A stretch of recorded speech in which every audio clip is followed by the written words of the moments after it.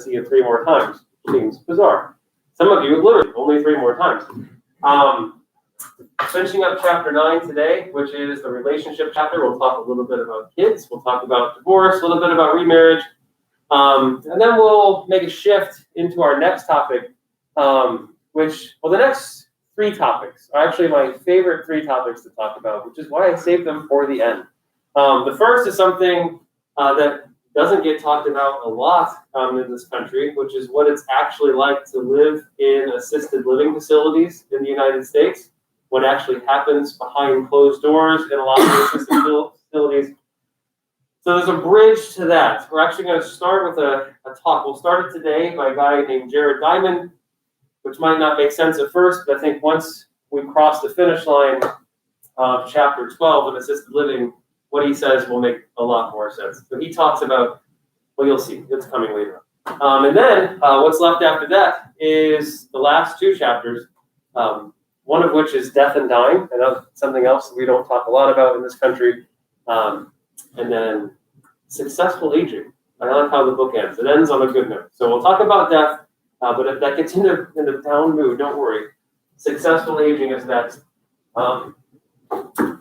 All right, and then a quiz. We'll post that tomorrow, but you guys know the routine there anyway. So just in case, I think with you guys, we were a little bit ahead, but I'll just walk through some of these numbers. I do think we talked about them with you, but I'm not 100% sure. So just to make sure that we're all on the same page, this is where we started on Monday, because they were about 5 minutes behind you, I think. So by the numbers, I think these first 2 should sound familiar. I don't know, somebody tell me what to do. I go live and then I stand behind my computer. No one can see me.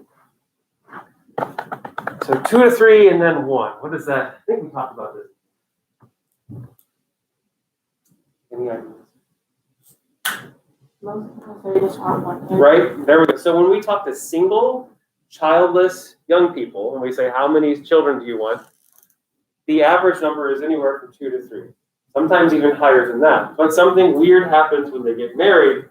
Everyone starts saying we only want 1. And this is a trend that's been going on for a while, and it's led to this number, the 1.9. Oh my. What is that? It's the total fertility rate. Remember what that means? It's always a little, I feel like we're talking about livestock, about the total fertility rate. It's the average number of children a woman will bear in this country, 1.9. So that's your future, ladies. Something to think about. But no, the reason this is important isn't just because it's a number and it's a stat that we can look at. The reason 1.9 is important is it's the lowest it's ever been. As far as we know, there's been times when it's dipped down, like the Great Depression. There's certainly been times when it's dipped, but it's never stayed this low for this long without any real, I mean, I know we're in a pandemic now. And by the way, everyone thought that the pandemic would cause like a baby boom, right? I'm not sure if you heard that, because everyone's staying at home. And in fact, it's only made the problem worse. Actually, people are having fewer kids during the pandemic. Why is this, by the way? You don't need to write this talking, but so when we ask these people, and it wasn't our reasoning, to be honest, we asked why I wanted 1, I don't know, it just seemed right. I'd like one child. Maybe because of how much work they have. But when we ask these people, why do you just want 1? What's their main reason? It's the same reason people aren't having kids now. Yeah. Financial. How much did anyone know? And it's weird to talk about kids this way, right? Because they're children. And they're priceless. We sort of hold them, put them in our pocket, take them with us everywhere we go. Did anyone know what the average price tag is for a child? And this is just the average from birth to age 18 when you can. That always seems so arbitrary to me. Like, oh, you're 18, there you go, out of the house. Anyone know what the price tag is? On average? About $350,000. And that doesn't include like college and things like that. So over $250,000 of an investment you're making with the kid. No, it's a lot. And people, the thing is, people that have the means to make these decisions and be educated about it are choosing their own path. And so a lot of them are choosing to just have one kid. What's the 30? Any ideas? I don't think we talked about this. That's actually one girl in Team A, I don't think believed me. But no, that can't. You're right. I'm a harbinger of lies. I don't even work here, actually. I just come in every Monday, Wednesday, Friday. I work at Sheets. Maybe you've seen it. Any ideas? Not everybody wants to. Yeah. Average age of like kids. This is actually the average age a woman has her first child today. Oh, like 2 people on Team A. Oh, no. Oh, and I understand. We all have anecdotal evidence. I know plenty of people who had kids at age 18, 17, 19, 20, etc. But again, remember, what's our average age of marriage today is not until 28 and 30. So yes, it's true. Do lots of people have kids at younger ages? Absolutely. And if it was their choice, awesome, go for it. Just don't cohabitate. They're going to die and kill them and abuse them. But remember, most people are putting this off, and that's what's pushing these numbers down. Because if there's one thing we've known for a long time, it's people that go to something like this, go to college, get a better education, and have better jobs. Those people are much more likely to have fewer kids and wait a long time. And of course, more and more people are coming to places like this. So there's the numbers. Here's a little bit. Oh, Louis, you're next. But here's a little bit about what it's like having kids. Who's got children? Round of applause, you got children? There are basics that you have to do every single day when raising children. And these are feeding them, you have to feed them. This is probably being used already. You have to feed them, you have to dress them, okay? You have to wash them, and you have to put them to bed. You have to do these 4 things every single day. And every single day, each one of these things is a battle. They are reluctant to do these things, and you are forced every day to compromise on each of them. I don't know why they resist these basic things. Every day is a battle. Just getting dressed. They will not get dressed. Put your clothes on. Put your pants on. They refuse to wear pants. I don't like pants. They're uncomfortable. I don't like pants. Put your jumper on. I'm boiling. I'm boiling. They're always boiling. I'm boiling. Yes, that's because I've heated the inside of the house. What I haven't done is heated the rest of the world. So you will need it when you get outside. You will just take it. So you just compromise. All right. Fine. Just take it.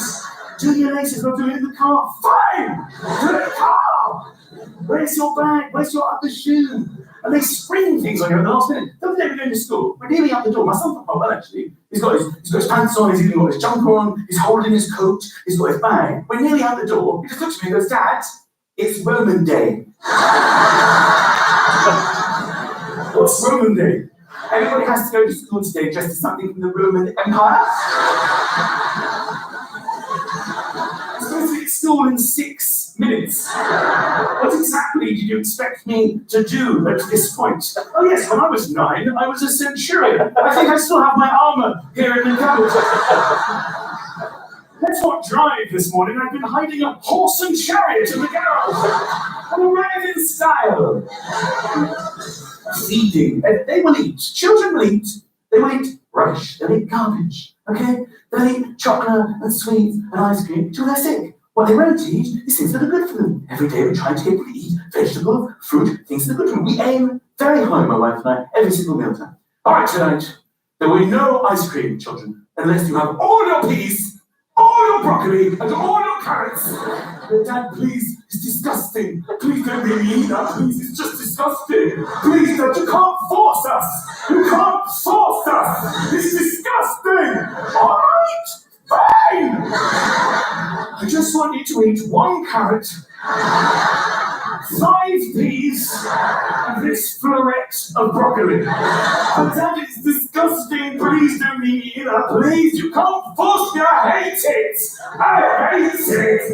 Alright, fine. Just stick out your tongue and let me wipe the broccoli off its face. And then you can have ice cream. Yes. All right, so there's one comedian describing a trend, and here's another comedian describing the other trend. Here you go. Part of it. We're a family. We have a kid. That changes everything. That's the whole thing. The kid is everything. Marriage is nothing. Without a kid, marriage is dating. It doesn't mean shit. And you don't realize until you have a kid. Here's what happens. When you get married, you go, holy shit, I can't leave now. I mean, I wasn't thinking of leaving, but now I really can't leave. Then you have a kid, you go, holy shit, I could have left.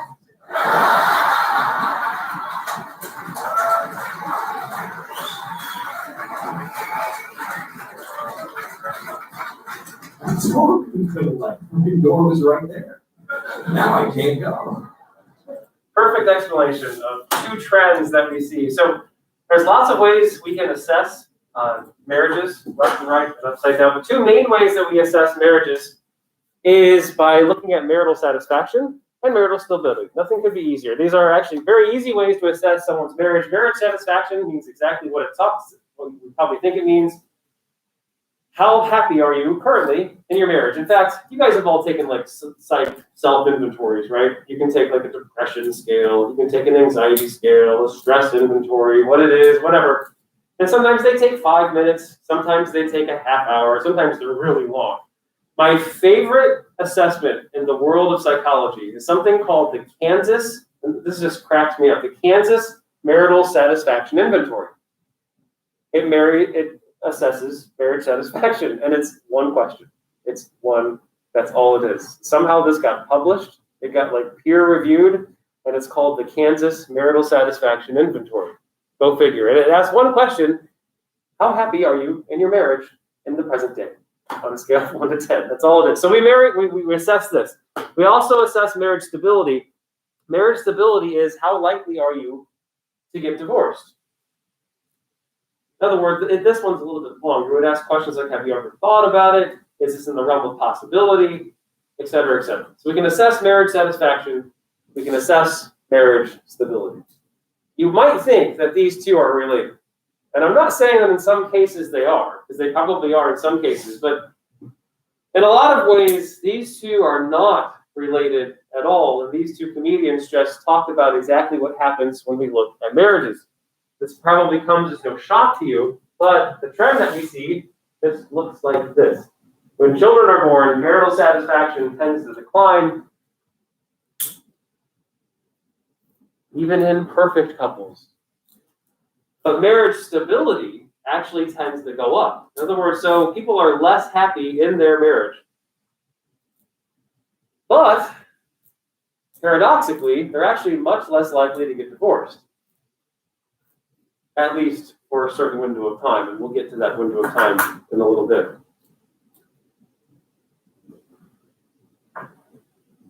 No one on Monday shook their head yes, but maybe it's a trend that isn't out there anymore. But when I was, I guess, your age, I remember people used to think that, or I'd hear people say things that kids can save a marriage, right?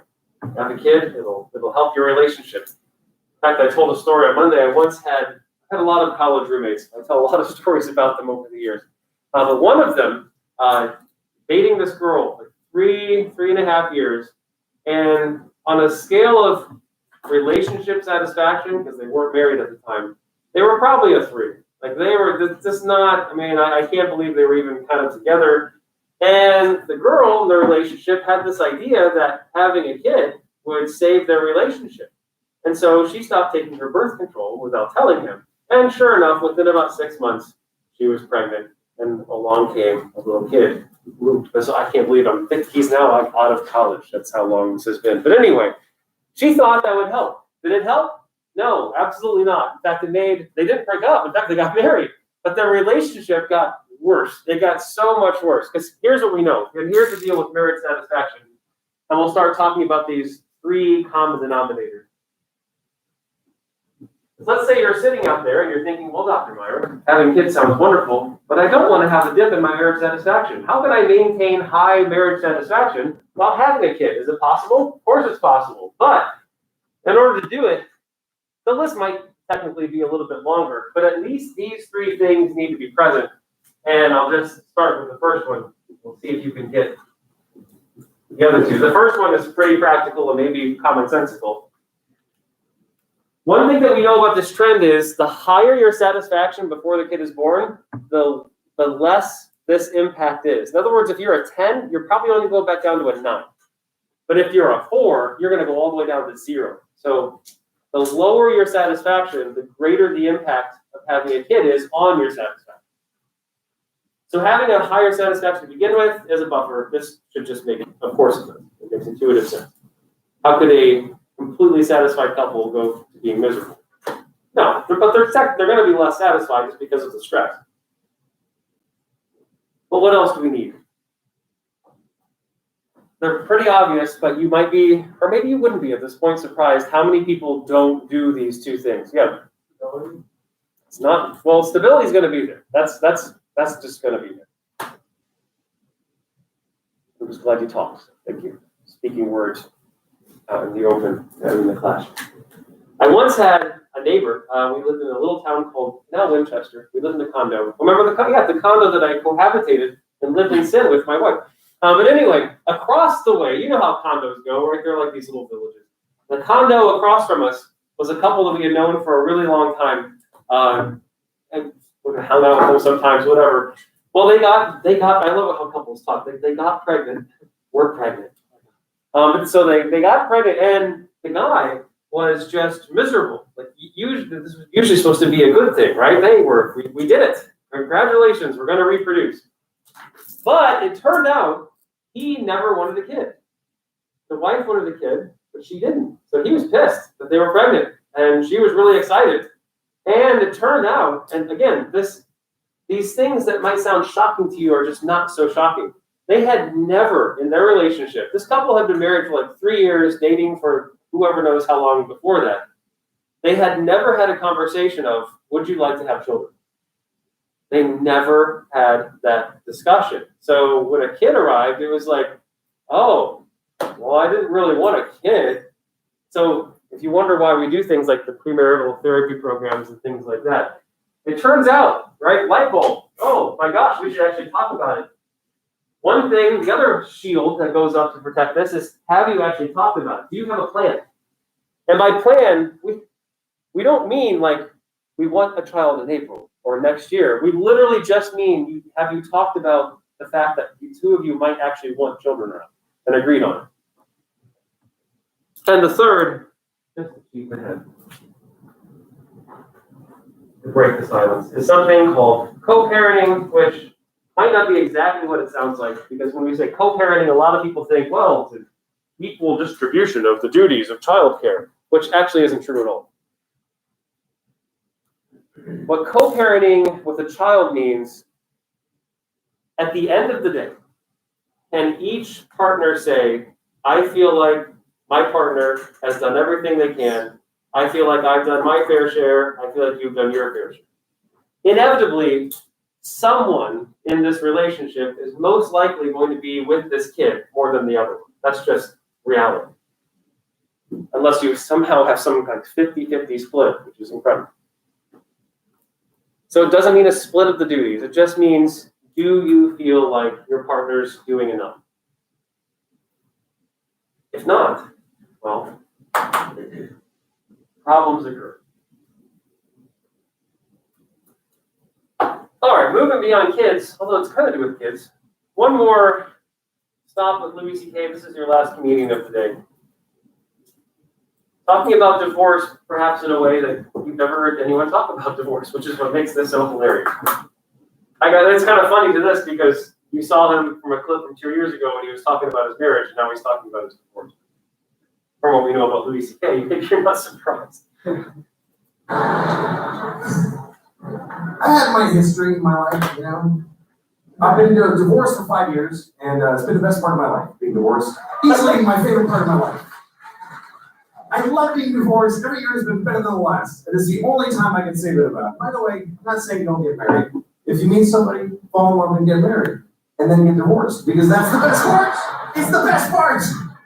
Marriage is just like a martyr stage for true happiness, which is divorce, because you just let go, and everything's fine now. Divorce is forever. It really actually is. Marriage is for how long you can hack it. But divorce just gets stronger like a piece of oak. Nobody ever says, oh, my divorce is falling apart, it's over, I can't take it. And again, if you're in a good marriage, stay in it. If you're in the best marriage ever, stay in it. I'm just saying, if you got out, it would be better. I'm sorry, but it's true. Everything's better. My ex-wife and I, this is the best part of our knowing each other. We're good co-parents because we live apart and we're friends. Our kids go to her half the week and come to me half the week. And I'm a good father. I'm an attentive, focused, and responsible father. Do you know why? Because I get to say goodbye to these kids every week. Are you shitting me? It's like every parent's fantasy. Who can't be a good father for half of every week? No matter how bad it gets, every Wednesday I can go, goodbye, girls. Daddy's gonna go upstairs and pour whiskey all over his naked body.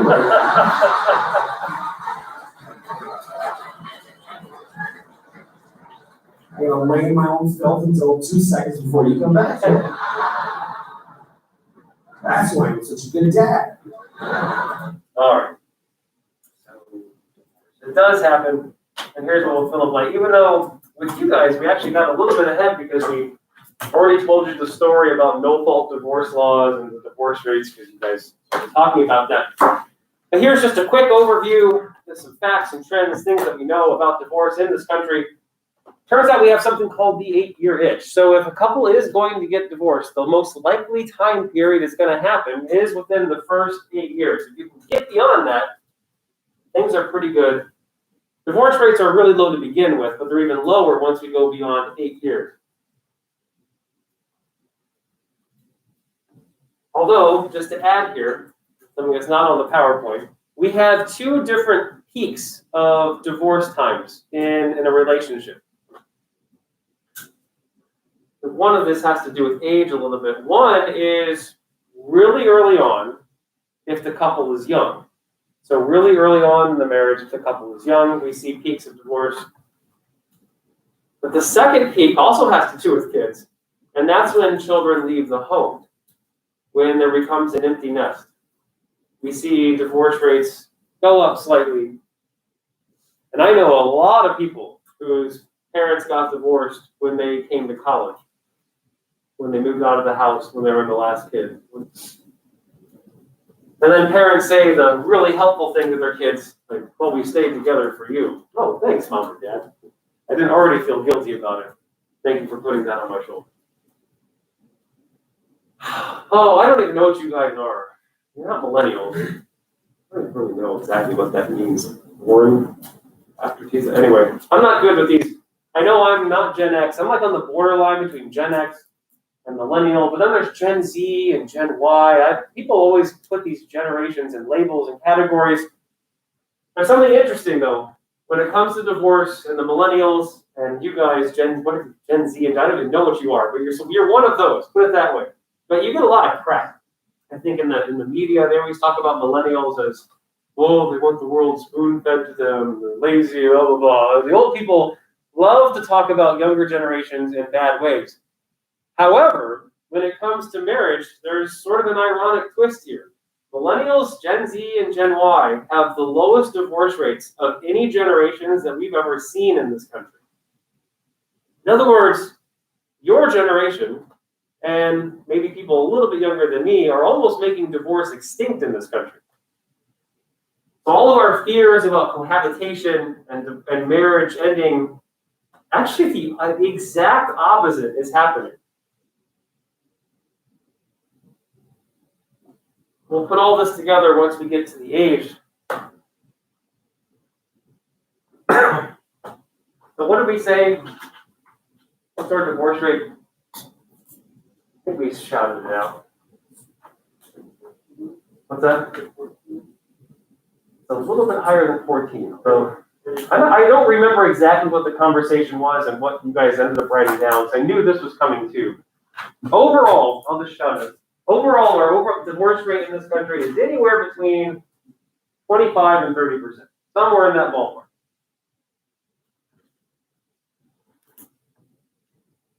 which doesn't sound so bad. And in fact, if you just do what's normal, not saying that you should, it gets even better. Because this number actually in and of itself is a little bit deceiving because not every marriage is the same. Talk about this in a little bit different way than I did on Monday. Does anyone know, I guess it depends on what class you had with me. I like presenting it this way. Does anyone know what industry, when I say industry, I mean like, we got the car industry, airline industry, computer industry. So think of different businesses and industries that are out there. Anyone know what business discovered when our brains reach full maturity first? How so? Car, impact or something. No, it's not. That's a good guess. You're thinking of head injuries and things like that. Any ideas? They didn't really know they were doing it. Oh, let's see. Say here's 16, here's 20, here's 25, here's 30, and beyond. Oh, when people start driving, well, I'll just make a graph. When people start driving around 16, let's say this is accidents, this is a lot, this is low. Accidents tend to get really high, they kind of dip a little bit, and then they stay high.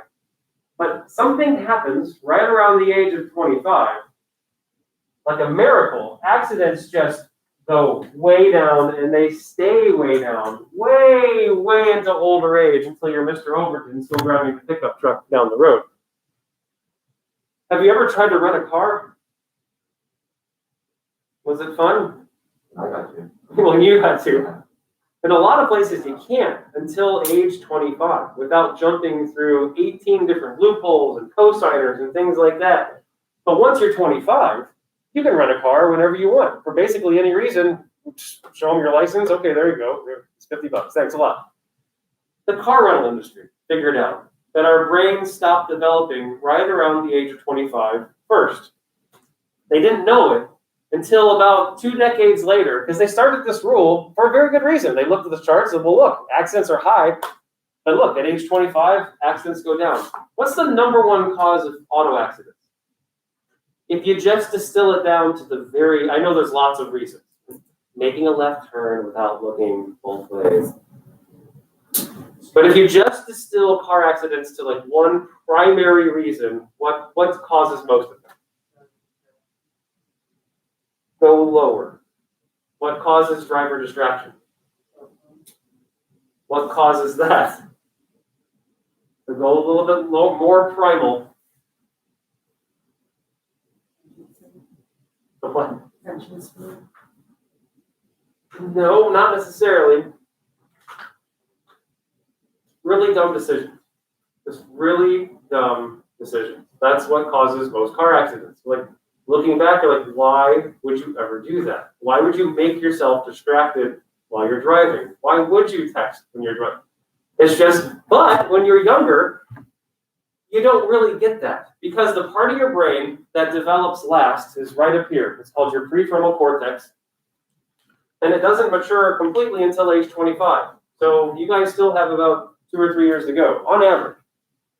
What does the prefrontal cortex do?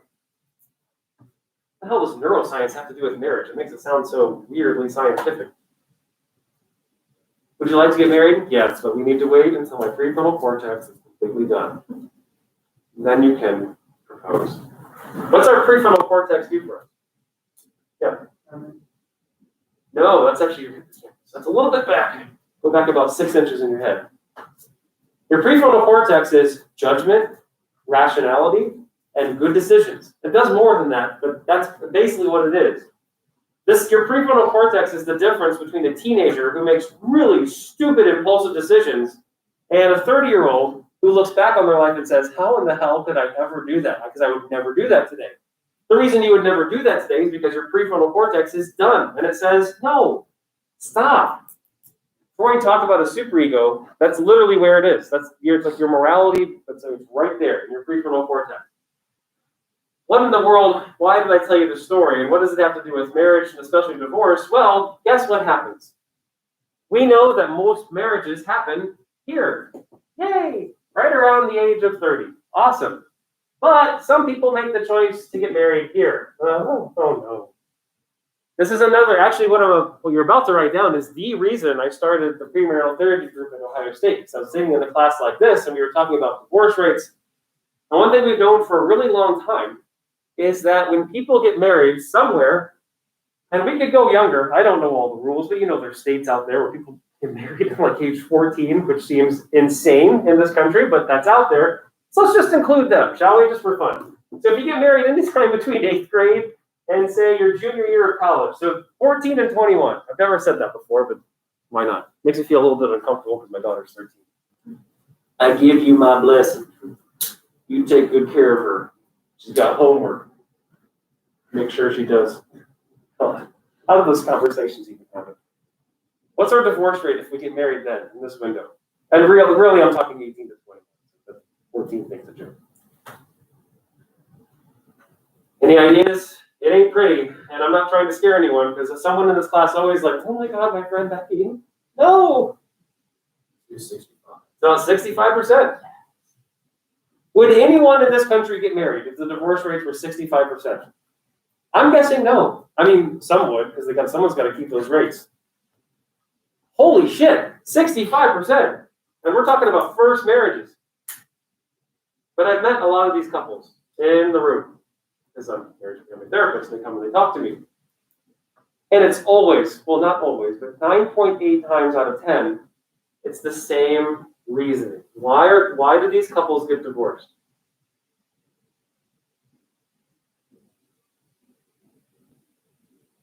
Just think about yourself.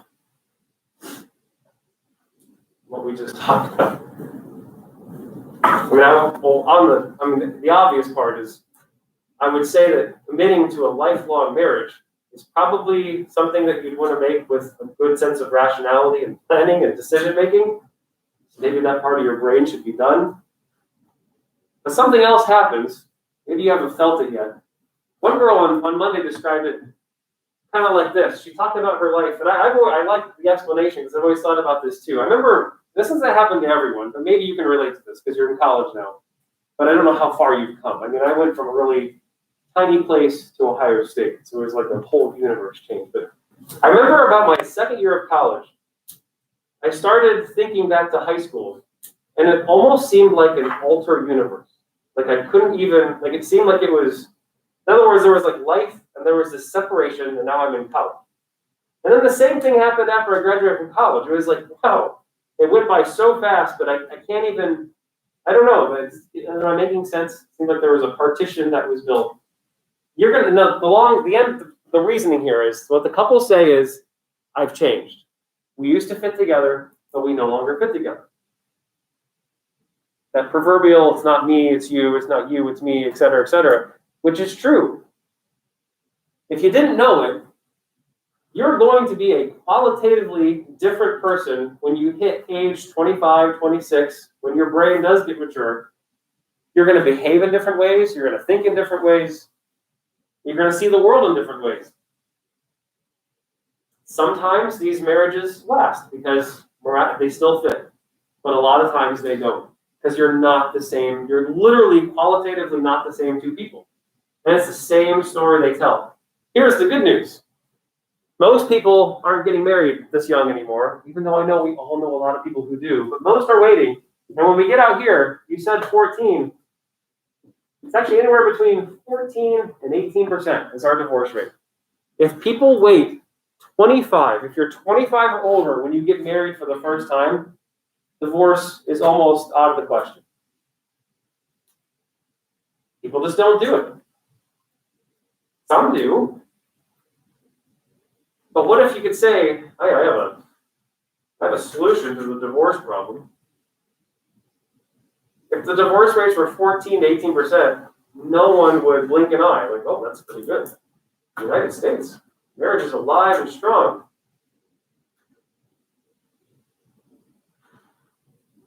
So waiting plays a big role. So it turns out it's really good.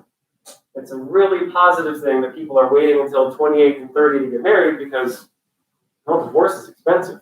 causes all sorts of issues. So these last two are just kind of fun. Yes, high five.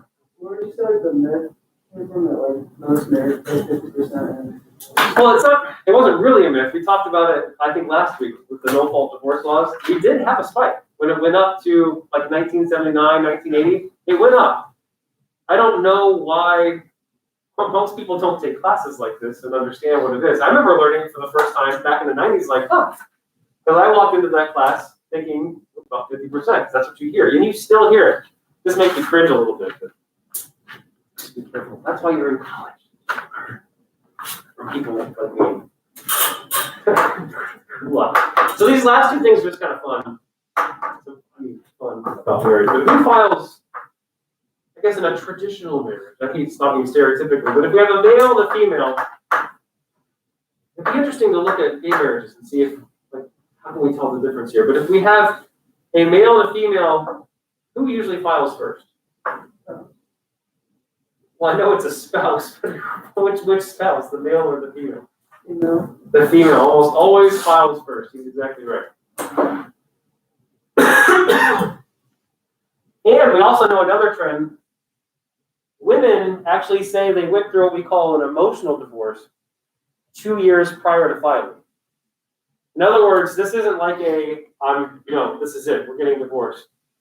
This is something they've thought about. This is something they've been planning. In other words, they've been checked out for at least 2 years.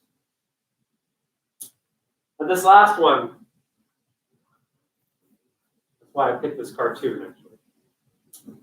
We'll end divorce on maybe a note that'll make you smile. When we talk to people who have gotten divorced, so we sit down with them and we're like, all right, so what the heck? Because we want to understand, right? We want to help people. So we want to understand what happened. When we ask women, why did you end up getting divorced? There's lots of reasons. But what do you suppose bubbles to the top?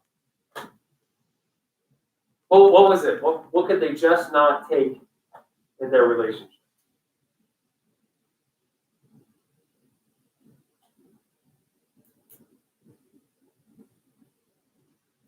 The way these answers for men and women go together is just comic gold. Any ideas?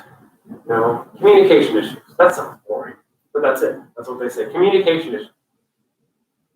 My husband just doesn't listen. I've tried to talk to him for years. He just doesn't listen. Never changes. I say what's wrong. Nothing ever changes. So communication issues. A lot of the work we do in couples therapy is working on communication issues, because that's usually a big problem. You have two people in the room trying to talk to each other, but it's like they're both speaking different languages. Well, let's turn to the men, though. So now we ask the guys, what happened? Why did you end up getting divorced? They say lots of things, but this isn't the only answer, but there's one answer that bubbles to the top. What do you suppose that is?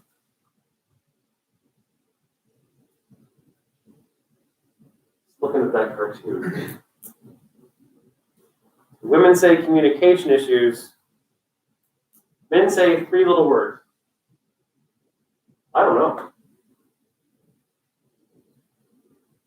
Which is both sad and hilarious at the exact same time.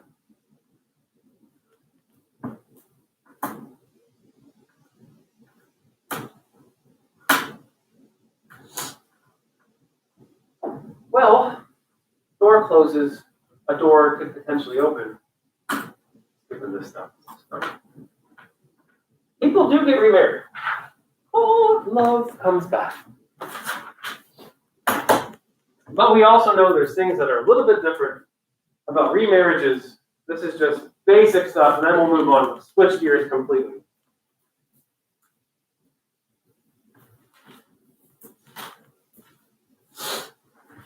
But before we talk about this, you don't need to write this down in your notes if you don't want to. Just pause and think for a second.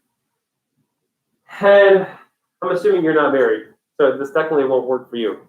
And I'm assuming you're not married, but at least I have two males in the room this time. So you can write it down in your notes if you want, but just for the next 30 seconds, think in your brain, let's say you had something serious going on, like a problem, like that you needed to talk to someone about. How many people do you have on your list of people that you feel like you could turn to that could actually genuinely help? Or at least you could like say, hey, I'm dealing with this. In other words, your social support network. Just quick in your head, just think.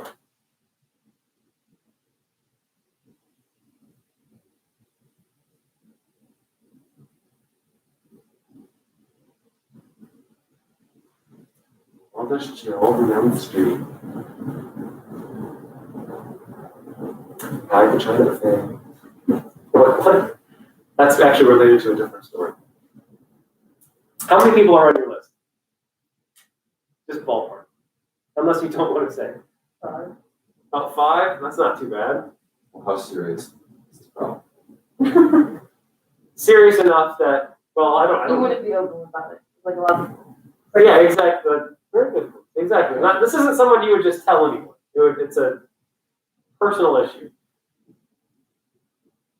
Yeah, probably between 5 to 10. It's really like probably. Make sure you hold on to those people. So just write this down first, and we'll set the stage for remarriage, and it'll help explain something coming up.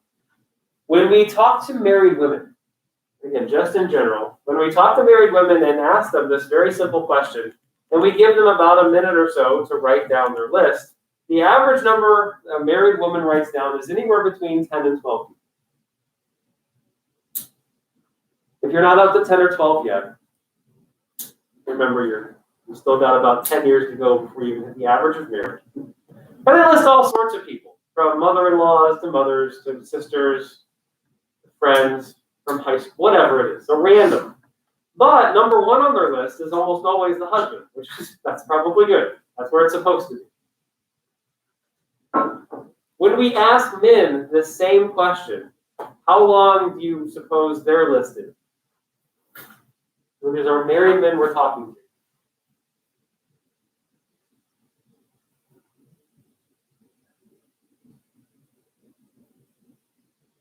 to. Usually, might just surprise you. 1. They write down 1 name. And that person they write down is, guess who? Their wife. Keep that in mind. That's why I said hold on to your list.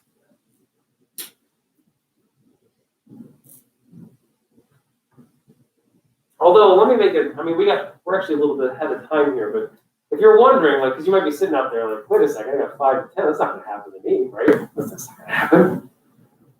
Well, something that we know, you don't need to write this down at all, but just something you should be aware of is what happens to a lot of people when they get married. Not saying this is going to happen to you, because it doesn't happen to everyone.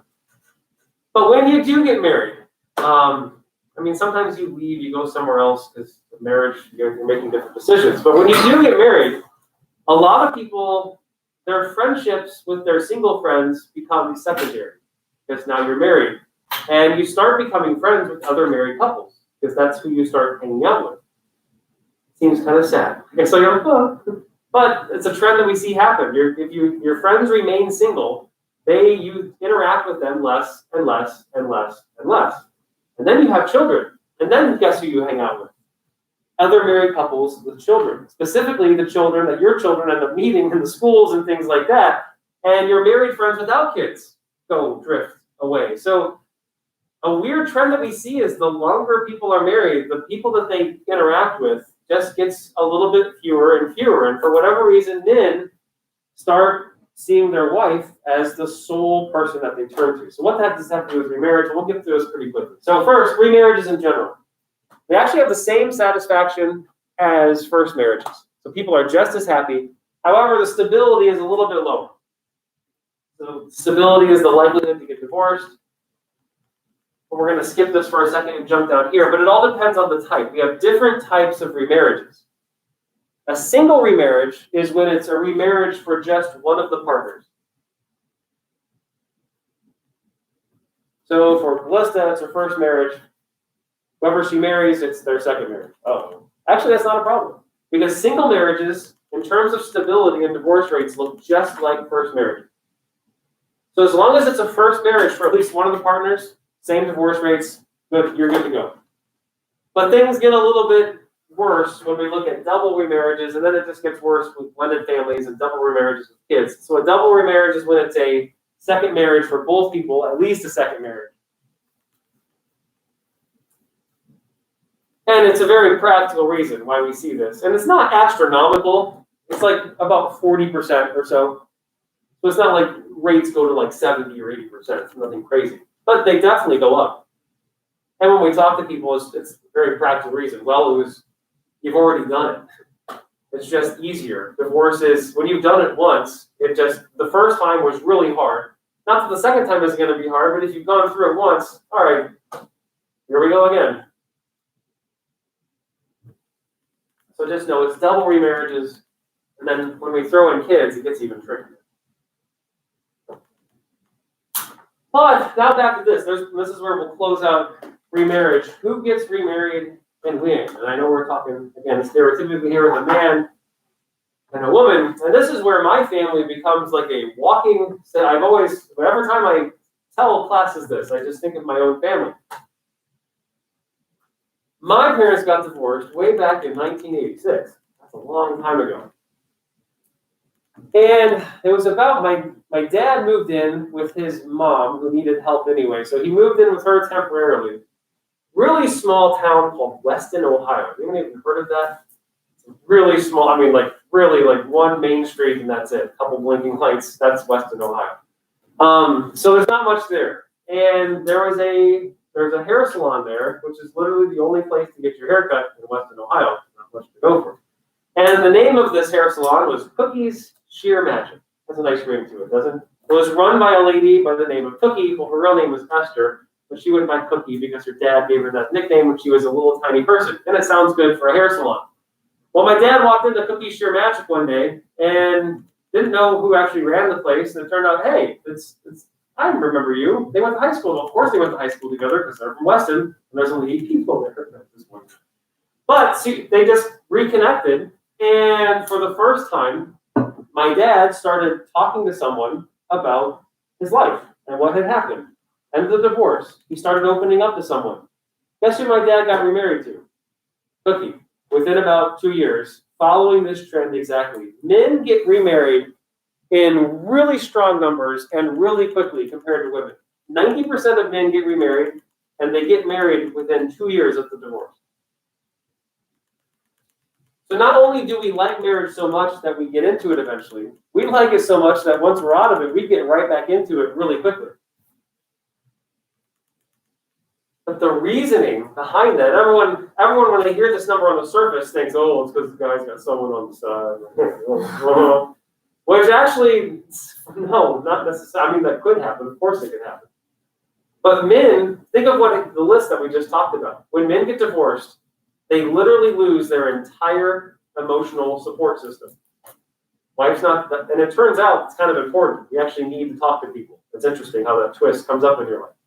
Who do men get remarried to? They end up remarrying the person that they open up to. That's exactly what happened to my dad.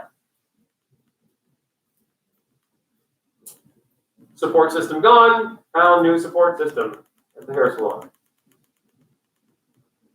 For women, the numbers are a little bit lower.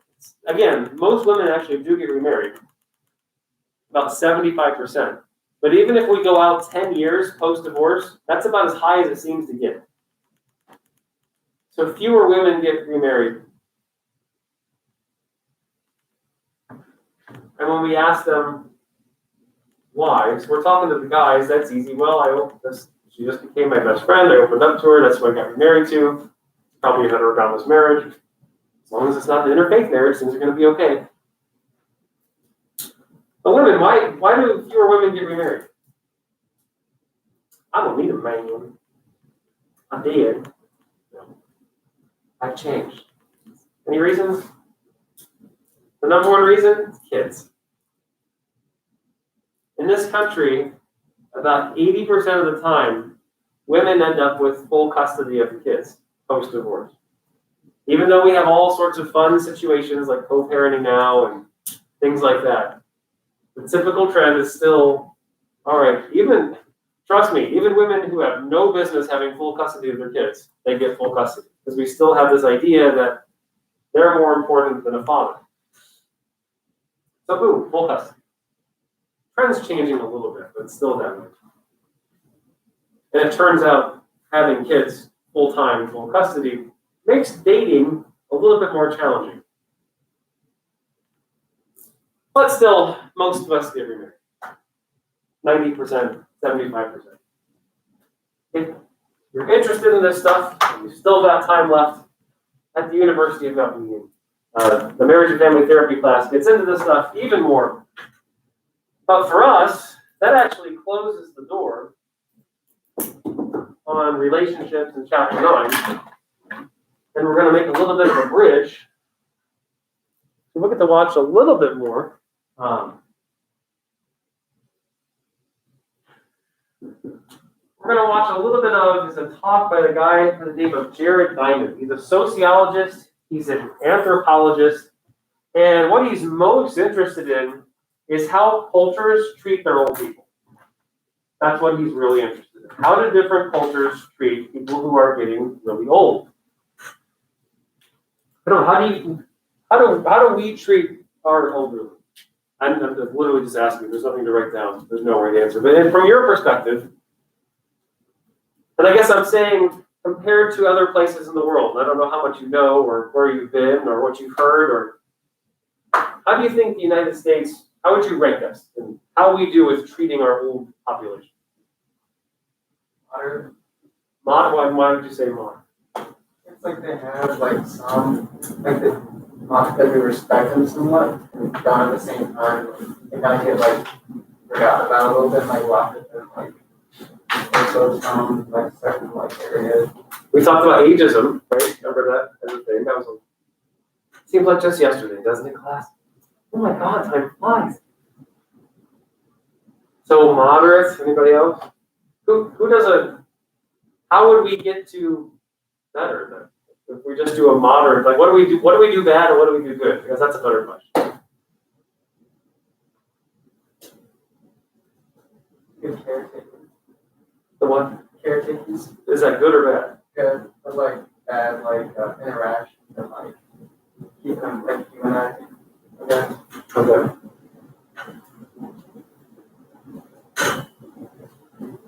One of my favorite, actually, I got about a minute here. Let me see if I can pull it up. Because actually on Monday, I'm like, dang it. I should have pulled this up. And here I am on Wednesday thinking, dang it, I should have pulled this up. Have you ever seen commercials? Maybe, again, I don't know if this is going to be perfect because I'm just doing this on the fly. But, yeah, let's see. Place for mom. Here we go.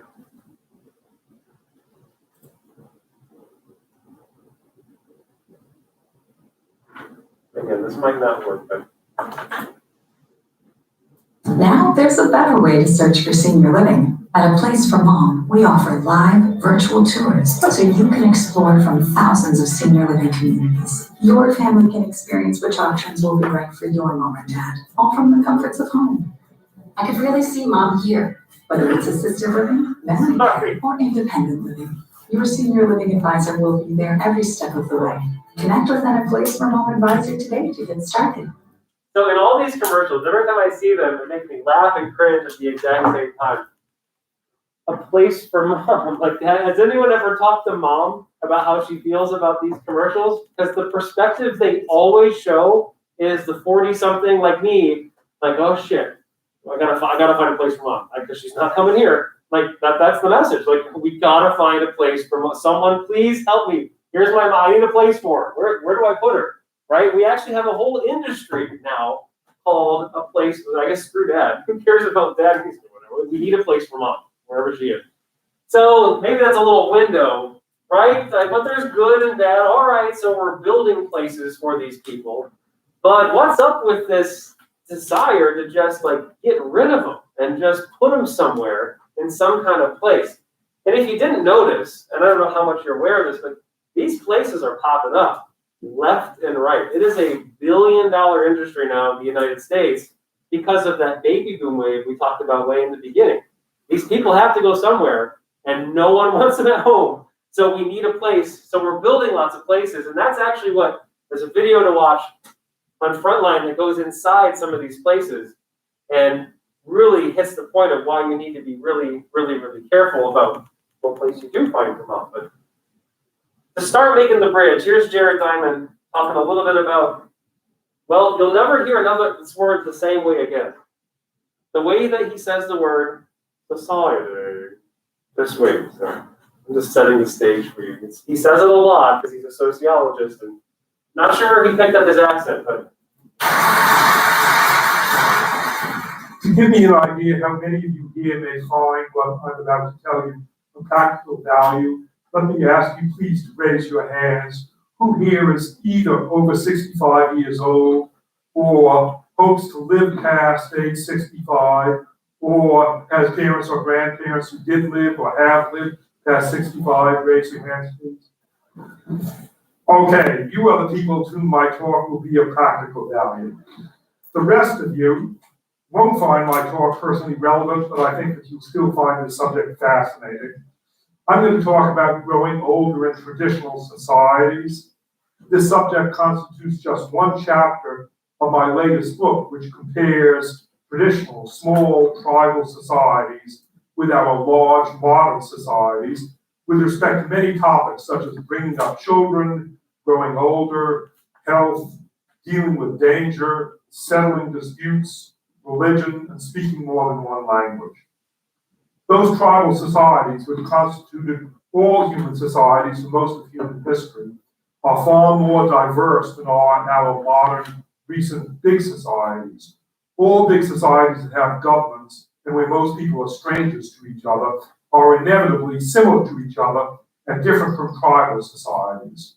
Tribes constitute thousands of natural experiments in how to run a human society. They constitute experiments from which we ourselves may be able to learn.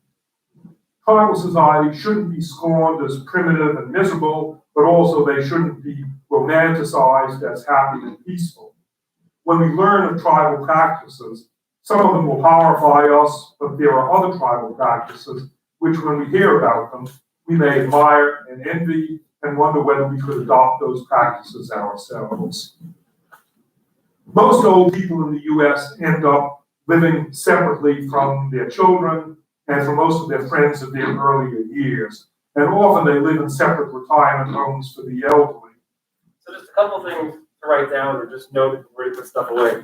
Because this is going to be out. Part of the rest of the week is watching the rest of this. So the first thing that makes us unique as a society here in the United States is we're the country where it's the most common trend for our parents not to live with us, to live separately as they get older. That in and of itself probably isn't shocking because we need a place for mom. However, if you think we're bad though, because that sounds like, oh, damn it, trust me, there's places where it's a little bit weirder and a little bit worse. Let's do like 60 more seconds, it'll bring it home. So maybe a place for mom isn't the worst scenario if you compare us to some of the tribal and nomadic societies that still exist out there and what they do with their elderly.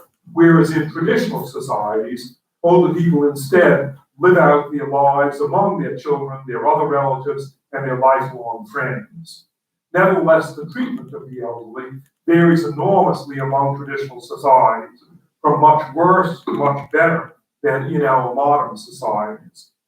At the worst extreme, many traditional societies get rid of their elderly in one of four increasingly direct ways: by neglecting their elderly and not feeding or cleaning them until they die, or by abandoning them when the group moves, or by encouraging older people to commit suicide, or by killing older people.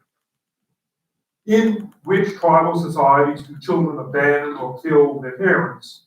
It happens mainly under two conditions.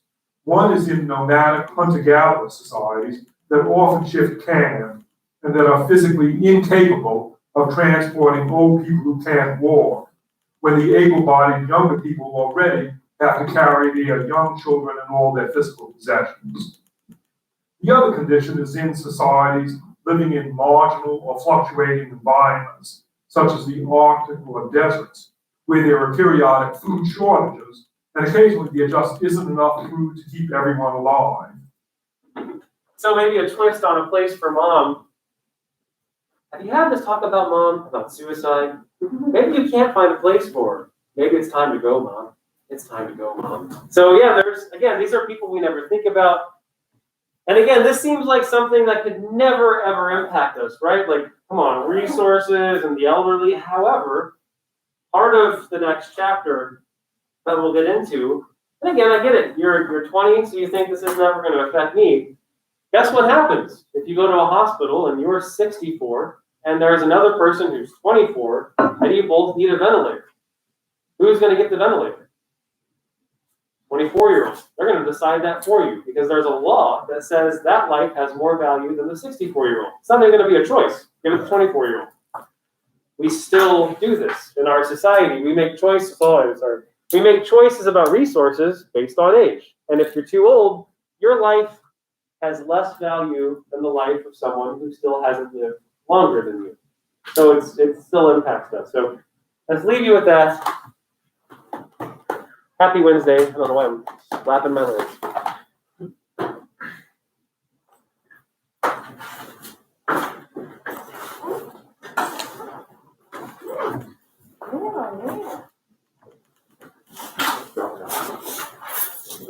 Yeah, yeah.